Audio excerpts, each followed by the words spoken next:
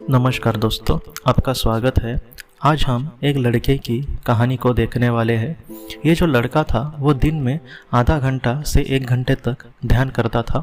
वो कहीं ना कहीं रोज़ का उसका रूटीन बन गया था और उसने खुद के बारे में कुछ ऐसे कहा है कि जैसे उसको पहले पैसा या फिर प्रतिष्ठा इन सारी चीज़ों में बहुत रुचि थी। उसको ये लगता था कि बहुत सारे लोग उसकी कहीं ना कहीं स्तुति करें, उसकी तारीफ़ करें और उसको अच्छा अच्छा बोले। लेकिन तकरीबन 1-1.5 साल से वो ध्यान जब से कर रहा है तब से उसका मन पूरी तरीके से बदल गया है। आज कहीं ना कहीं जिसको पहले पैसे मिलने के बाद बहुत खुशी मिलती थी, आज उसे किसी के लिए कुछ अच्छा करके बहुत ही उससे ज़्यादा भी खुशी मिलती थी और इस तरीके से अपने जीवन में वो बहुत ही अच्छे से आगे बढ़ रहा था। लेकिन बस एक छोटी सी चीज़ की वजह से वो थोड़ा सा परेशान था। उसने ये कहा कि जैसे वो सो जाता था तब उसको बहुत सारे सपने आते थे। वो सपने ज़्यादातर कुछ ऐसे सपने होते थे जैसे कि कोई उसको मार्गदर्शन कर रहा है कि तुम आगे ये करो, और कोई उसको बहुत ही अच्छे से मतलब कुछ महत्वपूर्ण विचार, कुछ महत्वपूर्ण संदेश बता रहा है। तो इस तरीके से उसे सपने आते थे। लेकिन वो जब जागता था सुबह तब वो पूरी तरीके से भूल जाता था कि आखिर उसको क्या संदेश मिले हैं। उसने बाद में कुछ लोगों की बातें सुनी और उसने अपने साथ एक डायरी लेकर वो सोने लगा ताकि जब उसको सपना आए तब वो तुरंत सारी चीज़ें लिखे। लेकिन जब उसको सपना आता था दोस्तों, तब वो उसको मतलब नींद ही उसकी खुलती नहीं थी, डायरेक्ट सुबह नींद खुलती थी और सुबह उसको पता होता था कि कुछ कुछ सपने आए। लेकिन इन सारी चीज़ों को बहुत ही ज़्यादा मतलब जो भी उसको सपने में संदेश मिलते थे उसके 10 से 20% ही मतलब बातें वो लिख पाता था, क्योंकि उतना ही उसको याद होता था। लेकिन उसको पता होता था कि उसको बहुत सारा संदेश मिले हैं।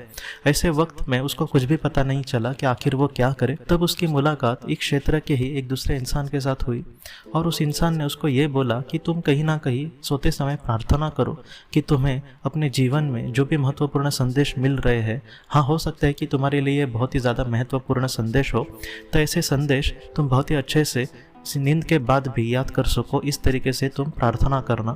और इस तरीके से वो जो लड़का था वो सोते समय प्रार्थना करने लगा कि हे सर्वशक्तिमान ईश्वर, मैं तेरे ही एक संतान हूँ और तुम मुझे मुझसे भी ज़्यादा जानते हो, इसलिए मुझे आप जो भी महत्वपूर्ण संदेश देते हो अपने सपनों में, या फिर मुझे जिस तरीके से पवित्र आत्मा में जो भी सपने में महत्वपूर्ण संदेश देते हैं, मैं उनसे एक ही विनती करना चाहता हूँ कि ये संदेश मैं जागने पर भी मतलब बहुत ही अच्छे से याद कर सकूँ, उनको लिख सकूँ, या फिर भविष्य में मैं अगर किसी और को भी कुछ महत्वपूर्ण बातें कहूँ तो ऐसी चीज़ों से मैं उनकी भी कुछ मदद कर सकूँ।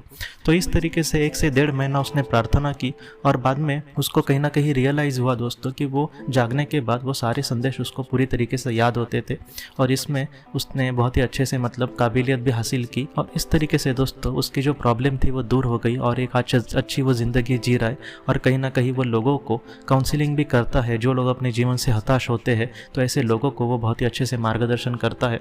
तो ये कहीं ना कहीं जो कहानी है वो हमें ये सिखाती है कि हमारे जीवन में हम अगर योग्य राह पर हो और हमारे जीवन में कहीं ना कहीं हम ईश्वर के रास्ते में चल रहे हो, तो ऐसे वक्त में हमारी जो भी छोटी मोटी बातें होंगी वो ईश्वर ज़रूर जानते होंगे। और इस तरीके से अगर हम प्रार्थना करें दिल से तो वो कहीं ना कहीं बातें ज़रूर आज नहीं तो कल पूरी हो जाएंगी।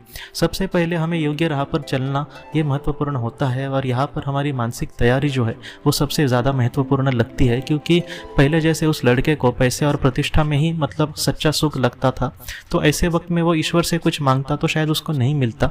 लेकिन आज वो योग्य राह पर था और उसमें भी वो जो चीज़ चाहता था उससे वो कहीं ना कहीं लोगों के लिए आज भी मदद करना चाह रहा है। तो इस तरीके से अगर आपके मन में सच्चे दिल से अगर आप किसी के लिए कुछ करना चाह रहे हो या फिर भगवान के रास्ते पर आप चल रहे हो तो ईश्वर भी आपको कहीं ना कहीं से ज़रूर मदद कर सकता है दोस्तों। इसलिए आपके जो भी जीवन के छोटे मोटे प्रॉब्लम हो, आप दिल से अगर उनसे कहेंगे तो हो सकता है कि धीरे धीरे वो मतलब कहीं ना कहीं पूरा हो जाए और आप एक शांत और समाधान की ज़िंदगी ज़रूर जी पाए दोस्तों। तो दोस्तों हम अपनी अगली वीडियो में किसी नए विषय को लेकर मिलेंगे। तब तक आप अपना अपने परिवार का ख्याल रखना।